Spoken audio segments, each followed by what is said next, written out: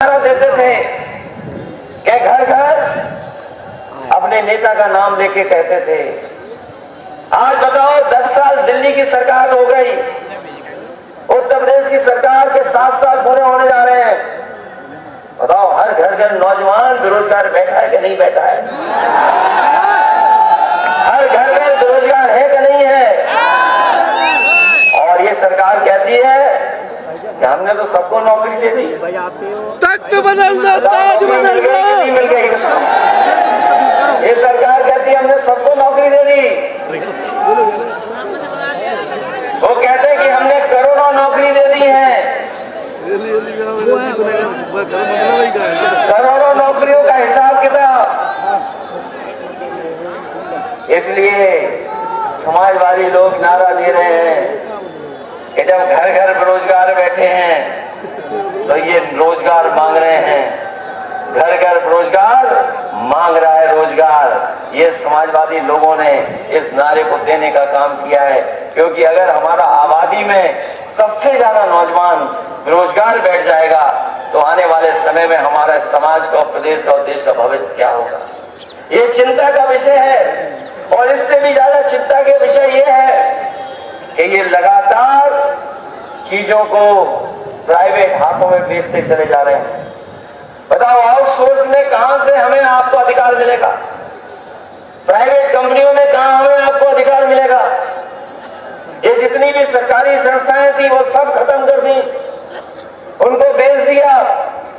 और अगर सरकारी संस्थाएं बिक जाएंगी तो बताओ हमारे आने वाली पीढ़ी के नौजवानों को कहां सरकारी नौकरी मिलेगी?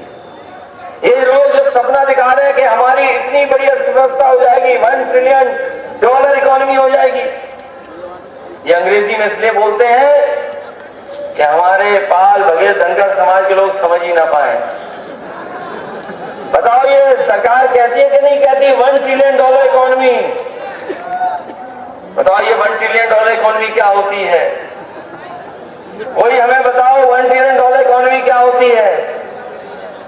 हमारे ये मुख्यमंत्री 46 में 56 वाले सदन में कहते हैं कि हम $1 ट्रिलियन इकोनॉमी बना देंगे।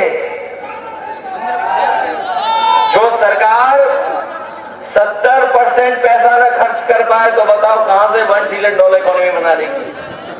अभी तक 70% पैसा नहीं खर्च कर पाए ये लोग। जो लोग कहते हैं सड़क में गड्ढे खत्म हो गए, अरे चले जाओ थोड़ा सा दाएं बाएं सड़क से हट करके बताओ सड़कों में गड्ढे हैं कि नहीं है? ये लोग कह रहे हैं कि सड़क में गड्ढे खत्म कर दिए। और अभी तक उत्तर प्रदेश की सरकार 40,000 करोड़ रुपए जब से बनी है बीजेपी की सरकार, लगभग 40,000 करोड़ रुपए खर्च कर चुके हैं केवल गड्ढा मुक्ति में। बताओ गड्ढा ये 40,000 करोड़ कहां चले गए? किसी की जेब में चले गए कि गड्ढा भरने में चले गए? और महंगाई कहां पहुंच गई? डीजल पेट्रोल, आप लोग गाड़ी से चल करके आए हो, बताओ डीजल पेट्रोल कहां पहुंच गया?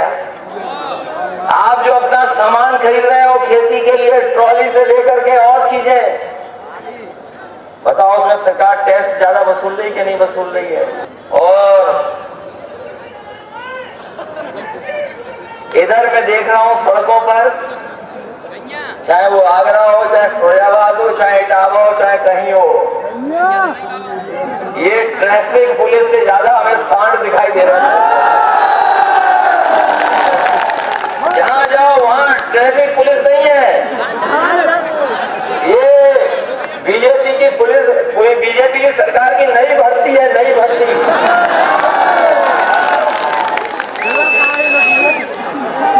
ये नई भर्ती है कि नहीं है? और ये भी याद रखना, बड़ा संभल के चलाना, सांड पे स्टीयरिंग नहीं होता, वो किधर भी चल देता है। बहुत लोगों के एक्सीडेंट हुए, जान गई है। आज हुआ, ये हमें खुशी है कि बच गए,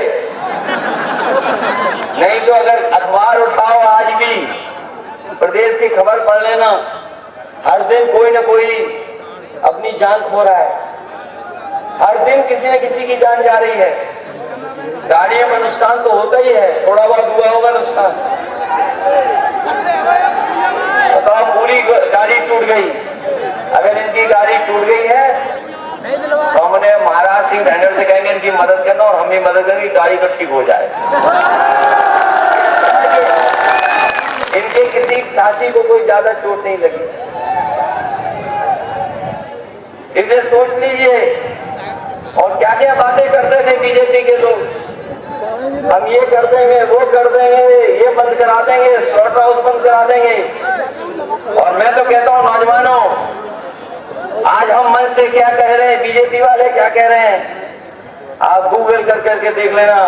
जब से बीजेपी के लोग आए हैं पूरे देश में स्लॉट हाउस ज्यादा बन गए हैं, एक्सपोर्ट का भी कारोबार बीजेपी के लोगों ने बढ़ाने का काम किया है।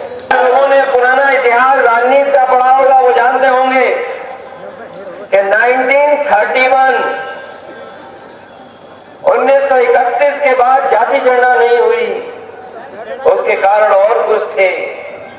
लेकिन इधर हम अपने बाल बघेल धनगर समाज के लोगों को कहना चाहते हैं, सर्टिफिकेट की लड़ाई तो हम लोग लड़ेंगे आपके साथ, लेकिन इधर देश में, पूरे देश में जहां जहां मैं गया हूं, जहां जहां के नेताओं के आपने भाषण सुने होंगे, धीरे धीरे पूरे देश के लोग आज जाति गणना के पक्ष में आ रहे हैं। और जाति गणना के पक्ष में इसलिए आ रहे हैं क्योंकि जो मूल भावना थी मंडल कमीशन की, जो मूल भावना थी संविधान की, उस मूल भावना से खिलवाड़ करने का काम बीजेपी के लोगों ने किया है। इसलिए अब आने वाले समय में हम आपसे भी सहयोग और मदद चाहेंगे कि जिस तरीके से हर वर्ग के लोग आज जाति गणना की बात कर रहे हैं, हमें उम्मीद है कि बाल बघेल धनगर समाज भी जाति गणना के पक्ष में आकर के अपनी जाति को गिरा करके अपनी जाति के आधार पर कितना आरक्षण किसको मिले उस लड़ाई में हम लोग का सहयोग करेंगे। अभी आप लोगों ने दिल्ली वालों का भाषण सुना होगा, वो दिल्ली वाले कह रहे हैं कि किसान गरीब होता है, नौजवान गरीब होता है और अन्य लोग गरीब होते हैं। लेकिन जो जाति के बारे में बात कर रहे हैं वो हमें और आपको धोखा दे रहे हैं। मैं उन लोगों को कहना चाहता हूं कि आज के दिन वो याद करें बाबा साहब भीमराव अम्बेडकर जी को भी, जिन्होंने दलित और अनुसूचित जनजाति को आरक्षण देकर के उन्हें सम्मान दिया है। और उसके बाद मंडल कमीशन ने हमारी पिछड़ी जातियों को अधिकार दिलाने का काम किया था। जो मंडल कमीशन बाबा साहब भीमराव अम्बेडकर जी को संविधान को देखते होंगे, वो जानते होंगे कि ये विचार उस समय मंडल कमीशन के सामने आया होगा कि हम आरक्षण किस रूप में दें, कैसे दें।